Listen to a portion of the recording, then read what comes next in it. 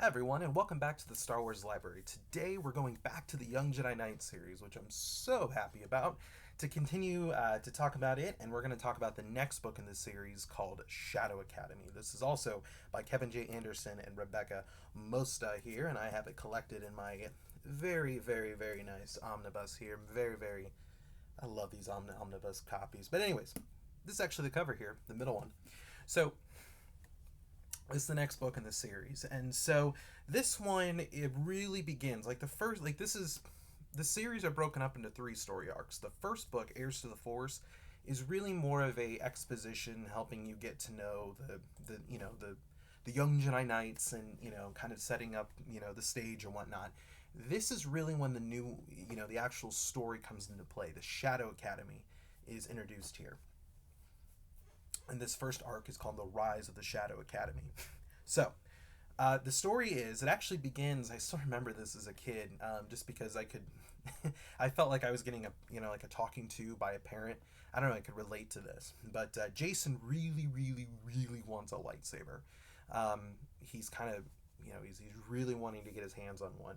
And so he goes into Luke's private chambers, or his office, or whatever, and Luke just left his lightsaber sitting on his desk or his whatever, and Jason just starts swinging it around and pretending he's fighting a dark Jedi or whatever. Luke comes in, he just held out his hand, it flies in, he's like, "What are you doing?" And he kind of it's kind of a talking to of you shouldn't play with weapons until you're older. And so I don't know, as a kid first reading this, I'm like, ooh, in my fantasies as a kid wanting to have a lightsaber. Maybe I wouldn't be ready for one at like what, 8, 7 years old when I first read this. So who knows? But anyways, that always stuck out with me. But the main thing is, Jason, Jaina, and Lobaka go to Lando Calrissian's gem driver station. This is his new get rich quick scheme, and so Lando shows up, which is always great. And so, but while they're there, they actually get the twins and Loie, they're kidnapped by the Shadow Academy, and they're led by the Night Sister Temeth Kai and Brachus. Now, Brachus is a familiar character, obviously, from the New Rebellion. He's one of Luke's students who fell to the dark side.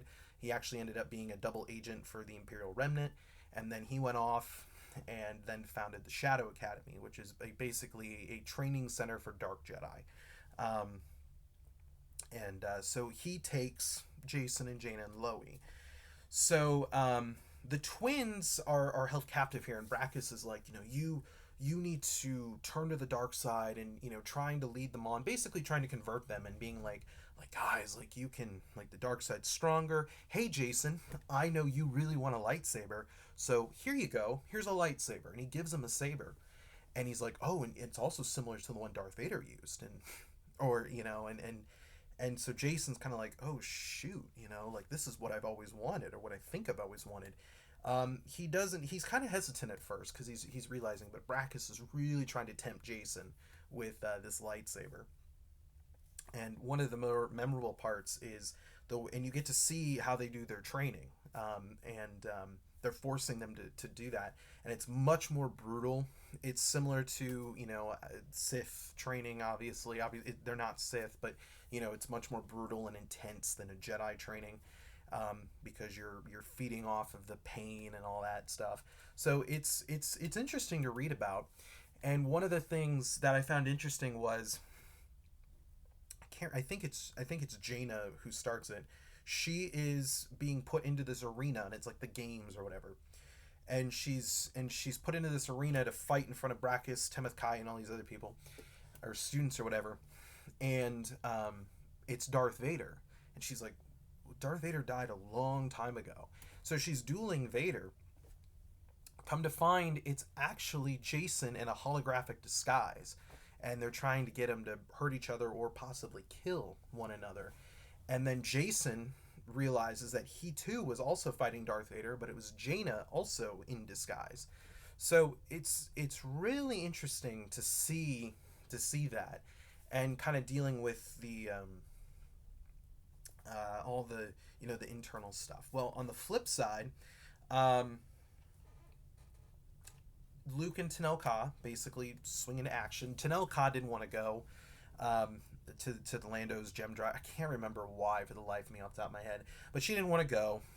Luke obviously was like, fine, whatever, you guys can go take a break, and that happened. So Luke's gonna go, and then Tenel Ka's like, I'll go with you. So she and Luke go, and they end up freeing the Young Jedi Knights. They bust them out of the Shadow Academy, and then they bring them all back to Yavin. And then they're kind of like, okay, like, we can identify, these potential threats, or these, very real threats. And so that's pretty much how the story ends, and then ultimately it'll continue on in the next one. So with that being said, is Shadow Academy, is it an essential read for your Expanded Universe collection? If you are reading the Young Jedi Knights, obviously yes, it's the second book in the series, and even more so, this one is really beginning up the first arc of the series. Like I said, this one is not really exposition anymore. There's some exposition in it because you're setting up the Shadow Academy, but for the most part, you're getting right into the meat and potatoes of the story now. You don't need to understand who these people are because you should have already read the first book. So that's just my opinion. I mean, for the overall EU, I don't think so. But I'm maybe a little biased. I think so, just because I'm a huge fan of this series. But if you're going to be reading the Young Jedi Knight series, yeah, definitely don't skip this one. So, anyways, that is all the time I have for today, and I will see you next time with another episode. Until then, may the Force be with you.